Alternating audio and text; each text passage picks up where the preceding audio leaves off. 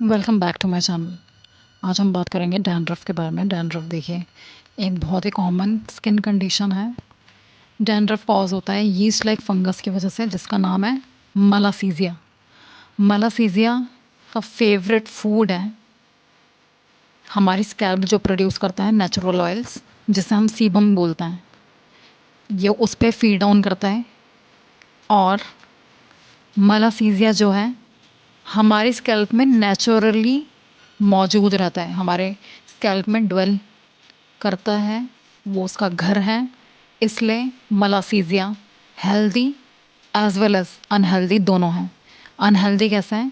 Unhealthy इसलिए है जब मलासीजिया एक्सेस में हो जाता है तो ये ओलेक एसिड फॉर्म करता है, जिससे इन्फ्लामेशन होती है और इन्फ्लामेशन से डेड सेल फॉर्म होता है जो बाद में शेड आउट होता है, जिसे हम वाइट फ्लेक्स के फॉर्म में देख सकते हैं और जिन्हें हम डैंड्रफ बोलते हैं।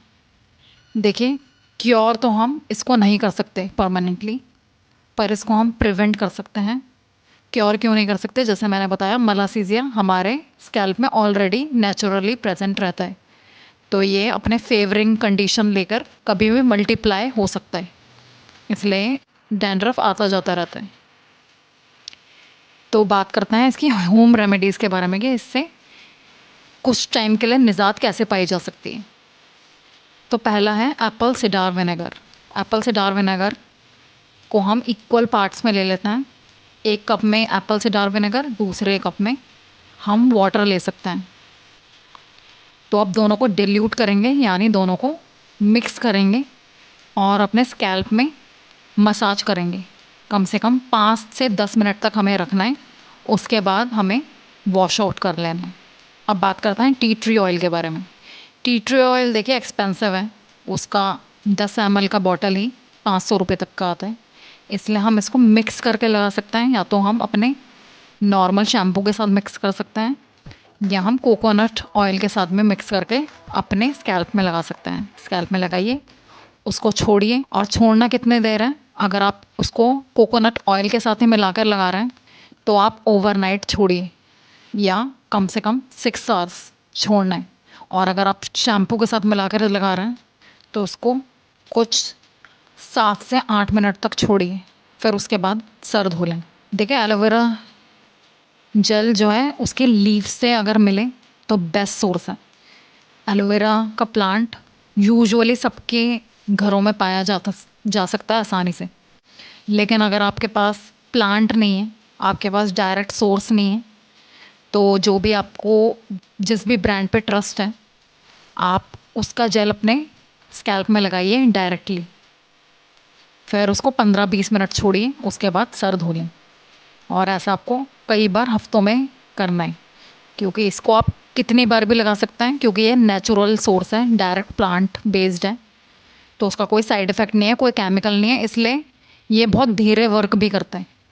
बेकिंग सोडा देखिए, हम थोड़ा सा ही लेंगे और अपने स्कैल्प में लगा लेंगे, और 5 मिनट से ऊपर हम छोड़ेंगे ही नहीं, क्योंकि ये हमारा पीएच वैल्यू चेंज करता है स्कैल्प और स्किन का। तो ये हमारा स्किन ड्राई आउट भी कर सकता है, इसलिए हम इसको 15 दिन में एक बार ही यूज़ करेंगे, यानी महीने में 2 बार मैक्सिमम हम यूज़ कर सकते हैं, उससे ज़्यादा नहीं। अब आ गई बात नारियल तेल की, यानी कोकोनट ऑयल। कोकोनट ऑयल को आप वार्म कीजिए और उसको आप अपने स्कैल्प पे लगाकर मसाज कीजिए। ओवरनाइट छोड़िए या कुछ घंटे, यानी कम से कम 6 घंटे छोड़िए, और उसको किसी जेंटल शैम्पू से वॉश आउट कर लीजिए। और ऐसा आप हफ्ते में 2 बार कर सकते हैं। अब मैं बताना चाहूँगी कि कई लोग ऐसा करते हैं कि शैम्पू करने से पहले 1 घंटा लगा के छोड़ते हैं, तो उसका कोई फ़ायदा नहीं है। बेस्ट है कि आप ओवरनाइट तक छोड़िए। नेक्स्ट हो सकता है लेमन। आप फ्रेश लेमन को, यानी नींबू को स्लाइस अप कीजिए, आधा नींबू काटिए, उसको डायरेक्टली आप अपने हेयर्स में लगा सकते हैं, अपने हेयर स्कैल्प में लगा सकते हैं तेल लगाने के बाद। अगर आपको ऐसे नहीं करना तो डायरेक्ट आप अपना तेल में मिक्स कर लीजिए नींबू को, और उन दोनों को मिक्स करके अपने स्कैल्प में लगाइए, फिर 10-15 मिनट छोड़िए, उसके बाद सर धो लें। लेकिन आपको नींबू तब नहीं लगाना अगर आपके सर में कोई चोट लगी हो या कोई खुरंट हो। स्क्रैचिंग की वजह से कई बार खुरंट हो जाता है और कोई ओपन वुंड हो तो वो और इन्फिल्ट्रेट करेगा और इरिटेट करेगा आपके स्कैल्प को। तो better to avoid it then camphor. Camphor को आप किसी भी ऑयल में मिक्स करके लगा सकते हैं, या आपके पास अगर अवेलेबल है कैम्फर ऑयल तो वो आप डायरेक्टली लगा सकते हैं। उसको आधा घंटा छोड़िए, उसके बाद सर धो लें। लेकिन अगर आपके पास अगर कैम्फर ऑयल नहीं है, आप कोई भी ऑयल को लेकर उसको कपूर की गोलियां डालिए उसमें और उसको वार्म अप कीजिए। उसके बाद अपने स्कैल्प में मसाज करिए, उसके बाद आप सर धो लीजिए। फिर हो गया नीम का तेल यानी नीम ऑयल। नीम ऑयल आप लगा सकते हैं, उसको ओवरनाइट रखिए, या फिर अगर आप मिक्स करके लगा रहे हैं तो उसको आधा घंटा रखिए, उसके बाद अपना सर धो ले। और अगर आपको अवेलेबल नहीं है नीम ऑयल तो आप एक काम कर सकते हैं कि अपना पहले सर धो लें किसी भी शैम्पू से या मेडिकेटेड शैम्पू से। उसके बाद आप नीम के पत्ते का पानी उबाल के रखिए और उस पानी से अपने सर पे डालिए और उसको मसाज कीजिए 10 मिनट तक। उसके बाद नॉर्मल वाटर से, नॉर्मल प्लेन वाटर से आपको वॉश आउट करना है। अगर आपको इतना पेशेंस नहीं रखना और डायरेक्ट आपको मेडिकेटेड शैम्पू पे जाना है तो आप चेक कीजिए, जो भी आप मेडिकेटेड शैम्पू यूज़ कर रहे हैं उसमें चेक कीजिए अगर कीटोकोनाज़ोल 2% लिखा है तो आप उस पर स्टिक आउट रहिए। लेकिन अगर आपको मेरी रिकमेंडेशन चाहिए तो मैं आपको 2 शैम्पू रेकमेंड कर सकती हूँ। एक तो कीटो मैक हो गया और दूसरा हो गया नेज़ोरल एंटी डैंड्रफ शैम्पू। इन दोनों में ही कीटोकोनाज़ोल है और आपको ये हफ्ते में 2 बार लगाना है।